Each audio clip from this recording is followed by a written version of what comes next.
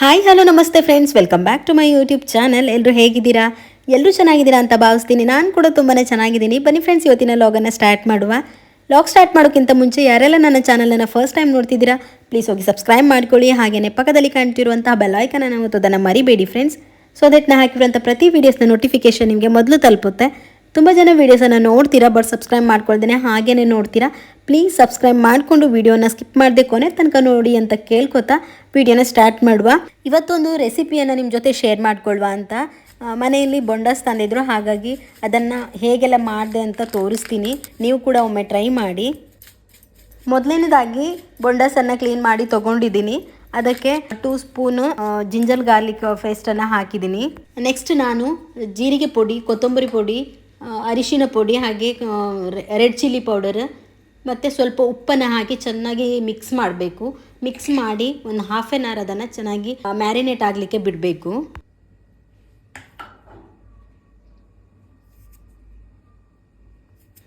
ಮತ್ತೊಂದು ಏನಪ್ಪ ಅಂತಂದರೆ, ಹುಳಿಯನ್ನು ಸ್ವಲ್ಪ ಹಾಕ್ಕೊಳ್ಬೇಕು. ಹುಣಸೆ ಹಣ್ಣನ್ನು ಸ್ವಲ್ಪ ರಸ ಮಾಡಿ ಅದನ್ನು ಕೂಡ ಆ್ಯಡ್ ಮಾಡ್ಕೋತೀನಿ.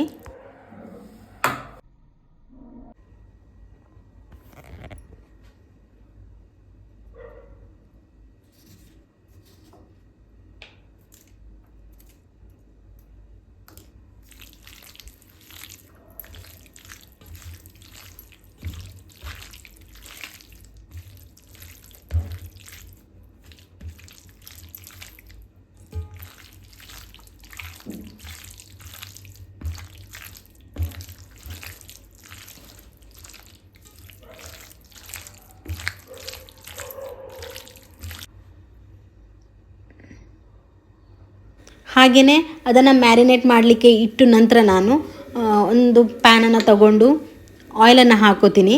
ಆಯಿಲ್ ಬಿಸಿ ಆದ ನಂತರ ಅದಕ್ಕೆ ಸ್ವಲ್ಪ ಈರುಳ್ಳಿಯನ್ನು ಆ್ಯಡ್ ಮಾಡಿಕೊಂಡು ಚೆನ್ನಾಗಿ ಫ್ರೈ ಮಾಡ್ತೀನಿ. ಅದು ಫ್ರೈ ಆಗ್ತಾ ಇರುವಾಗಲೇ ಅದಕ್ಕೆ ಸ್ವಲ್ಪ ಕಾಯಿ ಮುಂಚೆಯನ್ನು ಹಾಗೆ ಬೇವು ಸೊಪ್ಪನ್ನು ಹಾಕಿ ಫ್ರೈ ಮಾಡ್ಕೋತೀನಿ.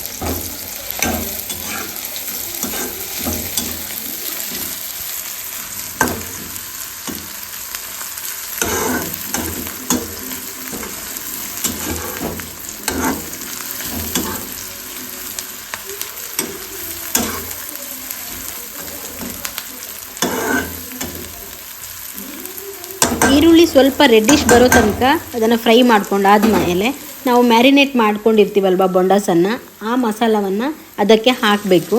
ಹಾಕಿ ಚೆನ್ನಾಗಿ ಅದನ್ನು ಕೂಡ ಫ್ರೈ ಮಾಡಬೇಕು. ಸ್ವಲ್ಪ ನೀರು ಬಿಟ್ಕೊಳ್ಳುತ್ತೆ. ನೀರು ಬಿಟ್ಕೊಂಡ್ರೂ ಕೂಡ ನೀವು ಆ ನೀರು ಆರೋ ತನಕನೂ ಫ್ರೈ ಮಾಡಬೇಕು. ಚೆನ್ನಾಗಿ ಫ್ರೈ ಮಾಡಿ ಆದಮೇಲೆ ತುಂಬ ರೋಸ್ಟ್ ಥರನೂ ಅಲ್ಲ, ಸ್ವಲ್ಪ ನಿಮ್ಗೆ ಗ್ರೇವಿ ಬೇಕು ಅಂದರೆ ಸ್ವಲ್ಪ ಗ್ರೇವಿ ಥರನೂ ಇಟ್ಕೋಬೋದು. ತುಂಬ ರೋಸ್ಟ್ ಬೇಕಂತ ಹೇಳಿದ್ರೆ ಸ್ವಲ್ಪ ರೋಸ್ಟ್ ಮಾಡ್ಕೊಂಡ್ರೂ ಚೆನ್ನಾಗಿರುತ್ತೆ. ಒಮ್ಮೆ ನೀವು ಕೂಡ ಟ್ರೈ ಮಾಡಿ. ನಾನು ಮಾಡಿದೆ, ತುಂಬಾ ಚೆನ್ನಾಗಿ ಬಂದಿದೆ.